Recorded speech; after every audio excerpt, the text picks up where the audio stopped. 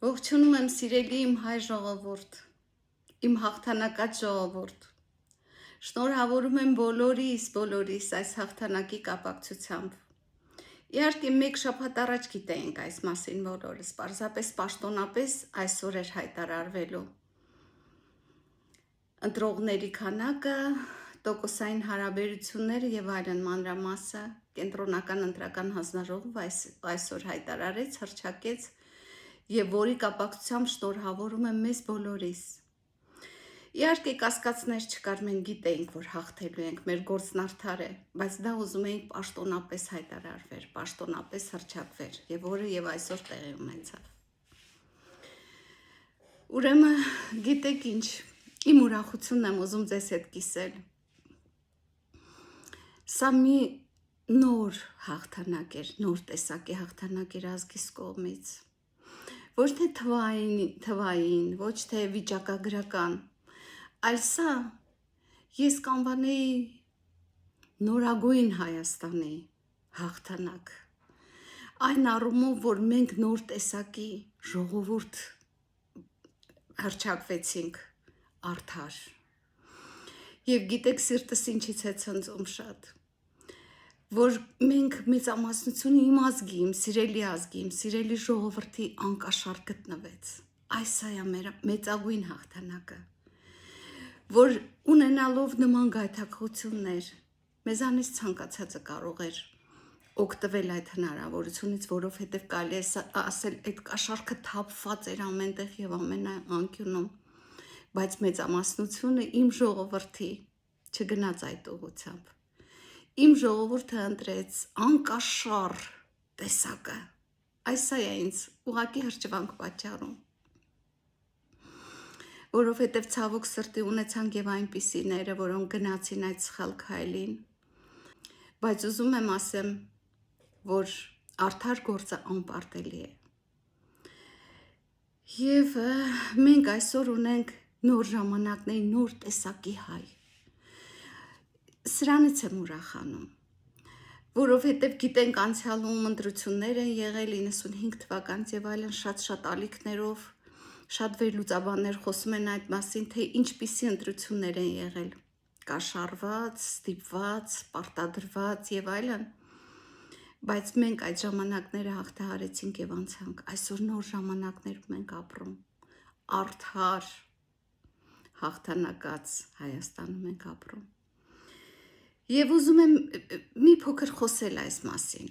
թե ինչու եղավ այսպես։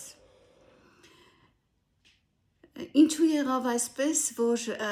ժողովուրդը երկընտրանքի առջև կանգնեց։ Շատ ձեռնտու է մեծ երկրներին ունենալ ձեռքի տակ փոքր երկրներ, պետություններ, բայց այնքան ոչ թե տարածքով, բնակչության թվով, այլ աղքատ։ Մեծ տերություններին ձեռք է տալիս աղքատ պահել իր փոքր արբանյակ պետություններին, որովհետև աղքատ ժողովուրդը հեշտ են գնում կաշառքի։ Հեշտ են վերցնում կաշառք, որը մենք նախորդիվ ունեցել ենք օրինակներ։ Նախկին տարիներում վառապացույցներ էին դրանք։ Բայց այժմ ոչ միայն ֆինանսապես, ֆիզիկապես, այլ հոգեպես հարուստ է իմ ազգը, այստեղ է իմ ուրախությունը։ Մեզ ոչ մի գումարով հնարավոր չէ այլևս գնել։ Եվ ուզում եմ հայտարարել պարոնայք ընդդիմադիրներ, իմ ժողովուրդը, իմ ազգը չի վաճառվում։ Իմ ազգը չի վաճառվում այլևս։ Իմ ազգը անգին է այլևս եւ չկա մի գին, որով կարելի է կաշառել իմ հային։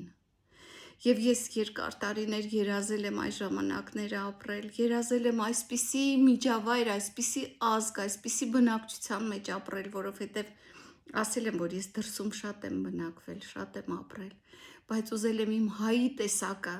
այն գերագույն հայի տեսակը վայելել, որը ես այժմ անում եմ։ Ուրեմն տեսեք ինչ իրավիճակ ստեղծվեց։ Հավատացեք, որ ես վստահ եմ սրանում, որ մեր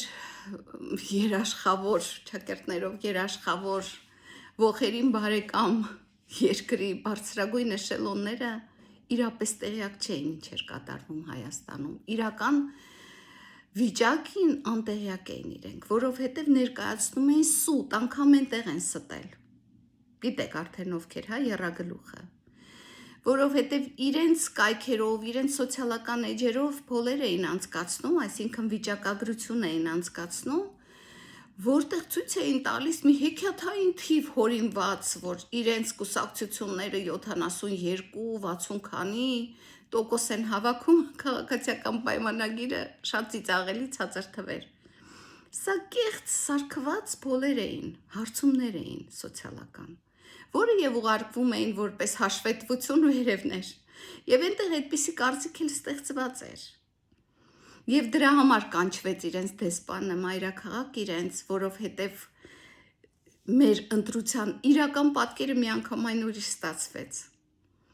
Եվ դրա համար այս շաբաթը ուղղակի լռություն էր այնտեղից տիրում, որովհետև իրենք էլ կոնֆուզի մեջ չէին հասկանում ինչպես կատարվեց, որ այսպիսի պատկեր ստացվեց, որ քաղաքացիական պայմանագիր կուսակցությունը շատ մեծ տարբերությունով առաջ անցավ։ Հասկանում եք, սուտը սահմաններ չունի։